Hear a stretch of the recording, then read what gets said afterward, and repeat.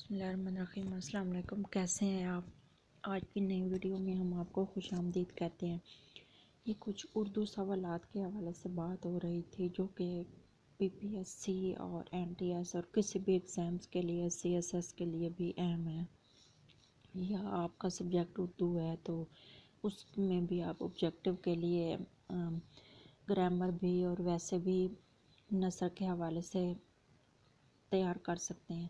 جو سوال ہے، تیرے آزاد بندوں کی نہ یہ دنیا نہ وہ دنیا، یہاں مرنے کی پابندی وہاں جینے کی پابندی۔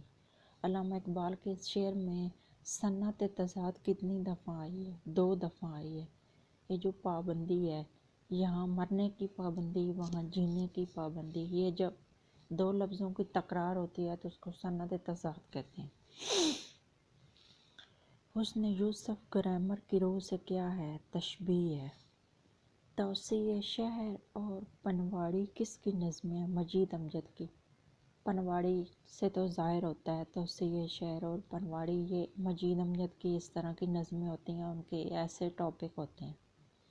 اقبال کی پہلی نظم کون سی ہے جو پہاڑ کے نام پر ہے؟ ہمالہ۔ ہمالہ بہت اہم اور مشہور نظم بھی ہے اور یہ کسی بھی ایگزامس کے لیے بہت اہم سوال ہے۔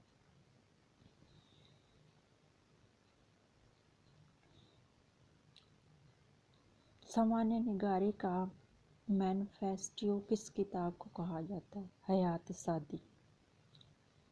یعنی سوانح نگاری کا جو ایک نچوڑ ہے، جو ایک ابتدا ہے، یا جو بھی اس حوالے سے سوانح نگاری کے حوالے سے مطلب مشہور کتاب جو ہے وہ حیات سعدی ہے، سعدی کی زندگی پر لکھی گئی۔ شیخ سعدی فارسی کے مشہور شاعر ہیں اور اچھی حکایتیں انہوں نے لکھی ہیں۔ افلاطون نے فنون لطیفہ کو کس درجہ کی نقالی کہا ہے؟ 3 درجے کی۔ فنون لطیفہ جیسے آرٹ ہے، فن ہے، شاعری ہے، انہوں نے اس کو 3 درجے کی کہا ہے۔ نہ پہلا درجہ دیا ہے، نہ دوسرا دیا ہے، 3 درجہ گیا گزرا۔ وہ نہیں مانتے اس بات کو کہ یہ شاعری کیا ہے۔ ویسے بھی شاعری اچھی تو ہے، لیکن یہ اب تو حقیقت ہی ہے، جیسا کہ آج کل کے حالات ہیں، حقیقت میں ایسا ہی چل رہا ہے۔ لیکن ویسے اگر سرسری طور پہ دیکھا جائے تو یہ حقیقت سے فرار ہے، جیسے نفسیات ہے۔ تو اس لیے جیسے شاعر لکھتے ہیں، اگر رومانٹک ہے یا ایسی ویسی ہے، کسی انسان کے بارے میں لکھنا ہے تو وہ پوری دنیا کی خوبصورتی کو اکٹھی کر کے ایک انسان میں ڈال دیں گے، ایک انسان بنا دیں گے کہ وہ اس طرح خوبصورت ہے، یہ ہے وہ ہے، اس کی آنکھیں ہیں، اس کے فیس ہے، اس کے ہاتھ ہیں۔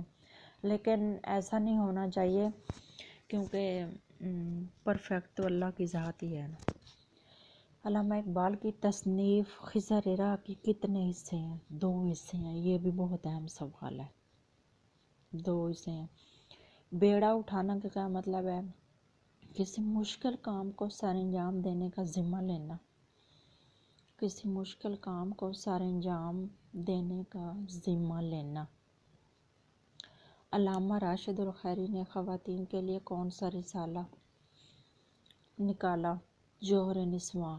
خواتین کی بھلائی کے لیے یا خواتین کے لیے، اس میں خواتین کے حقوق وغیرہ اور یہ ان سب پہ بات ہوئی ہے۔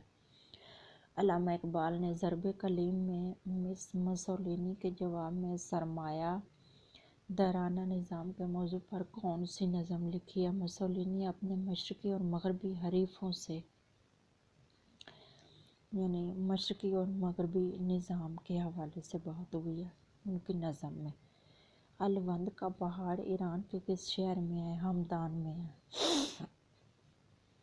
الوند کا پہاڑ ایران کے شہر ہمدان میں ہے اور یہ بہت ہی وہاں کا مشہور پہاڑ ہے۔ شہر بھی بہت مشہور ہے، جیسے ہمارے لاہور اسلام آباد ہے۔ اچھا جی، سبز قدم ہونا کا کیا مطلب ہے؟ منحوس ہونا۔ اردو ادب کی تشکیل جدید کس کی کتاب ہے؟ ناصر عباس نییر کی ہے۔ بہت اہم سوال ہے۔ اور اوپر جو 32 ہے یہ کویسچن سبز قدم ہونا یعنی منحوس ہونا، اس کا یہ مطلب ہے۔ یہ بھی بہت اہم سوال ہے گرامر کے حوالے سے۔ اردو ادب کی تشکیل جدید کس کی کتاب ہے؟ ناصر عباس نیار کی۔ اچھا جی، چاور نہ خنداں، چائے نہ خنداں کا کیا مطلب ہے؟ ٹھوڑی کا گڑا۔ جی آج کی ہماری ویڈیو اتنی تھی، ملتے ہیں ایک نئی ویڈیو کے ساتھ، تب تک کے لیے اپنا خیال رکھیے گا، اللہ حافظ۔